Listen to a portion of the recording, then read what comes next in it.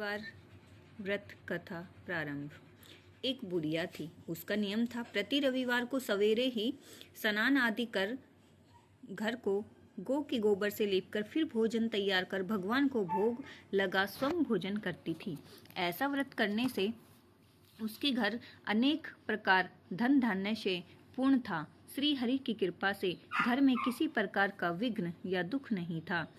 सब प्रकार से घर में आनंद रहता था। इस तरह कुछ दिन बीत जाने पर उसकी एक पड़ोसन, जिसकी गौ का गोबर वह बुढ़िया लाया करती थी, विचार करने लगी कि यह वृद्धा सर्वदा मेरी गौ का गोबर ले जाती है, इसलिए अपनी गौ को घर के भीतर बांधने लग गई। बुढ़िया को गोबर न मिलने पर रविवार के दिन अपने घर को न लीप सकी, इसलिए उसने न तो भोजन बनाया न भगवान को भोग लगाया तथा स्वयं भी उसने भोजन नहीं किया।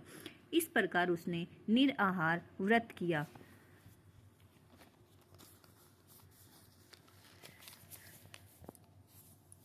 और रात हो गई। वह भूखी ही सो गई। रात्रि में भगवान ने उसे सौंपन दिया और भोजन न बनाने का कारण पूछा तथा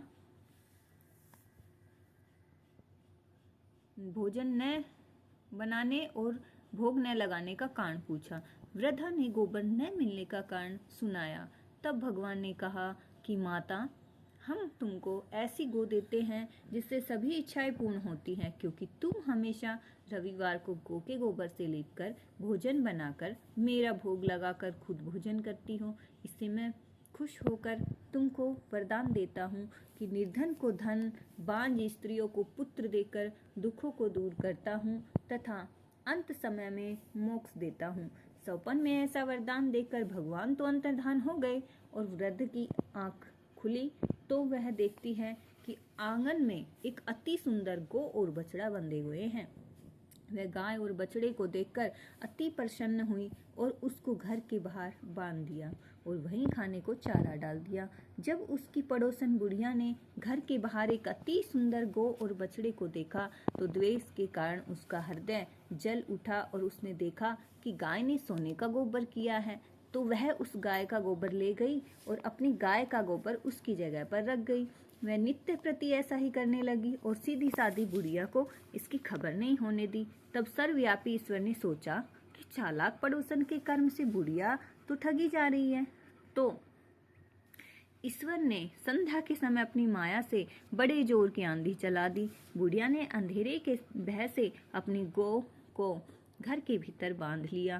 प्रातःकाल जब वृद्धा ने देखा कि गौ ने सोने का गोबर दिया है तो उसके आश्चर्य की सीमा न रही और वह प्रतिदिन गौ को घर के भीतर बांधने लगी। उधर पड़ोसन ने देखा कि बुढ़िया गौ को घर के भीतर बांधने लगी है और उसका सोने का गोबर उठाने का दाव नहीं चलता, तो वह ईर्ष्या और डाह से जल उठी और कुछ उपाय न देख पड़ोसन ने उस देश के राजा की सभा में जाकर कहा, महाराज, मेरे पड़ोस में एक वृद्धा के पास ऐसी गऊ है जो आप जैसे राजाओं के ही योग्य है।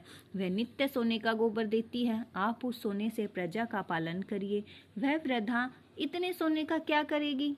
राजा ने यह बात सुन अपने दूतों को वृद्धा के घर से गऊ लाने की आज्ञा दी। वृद्धा प्रातः ईश्वर का भोग लगा भोजन ग्रहण करने ही जा रही थी कि राजा के कर्मचारी गऊ खोलकर ले गई। वृद्धा काफी रोई चिल्लाई, किंतु कर्मचारियों के समक्ष उसकी एक न चली। कोई क्या कहता। उस दिन वृद्धा गऊ के वियोग में भोजन न खा सकी और रात भर रो रो कर ईश्वर से गऊ को पुनः पाने के लिए प्रार्थना करती रही। उधर राजा गऊ को देखकर बहुत प्रसन्न हुए, लेकिन सुबह जैसे ही वह उठा सारा महल गोबर से भरा दिखाई देने लगा। राजा यह देख घबरा गया। भगवान ने रात्रि में राजा को सौपन में कहा कि हे राजा, गाय वृद्धा को लौटाने में ही तेरा भला है। उसके रविवार के व्रत से प्रसन्न होकर मैंने उसे गाय दी थी। प्रातः होते ही राजा ने वृद्धा को बुलाकर बहुत से धन के साथ सम्मान सहित गौ बछड़ा लौटा दिया। उसकी पड़ोसन दुष्ट बुढ़िया को बुलाकर उचित दंड दिया। इतना करने के बाद राजा के महल से गंदगी दूर हुई। उसी दिन से राजा ने नगरवासियों को आदेश दिया कि राज्य की तथा अपनी समस्त मनोकामनाओं की पूर्ति के लिए रविवार का व्रत करो। व्रत करने से नगर के लोग सुखी जीवन व्यतीत करने लगे। कोई भी बीमारी तथा प्रकृति का प्रकोप उस नगर पर नहीं होता था। सारी प्रजा सुख से रहने लगी। इति श्री रविवार कथा समाप्त। जय श्री राम, जय श्री कृष्ण।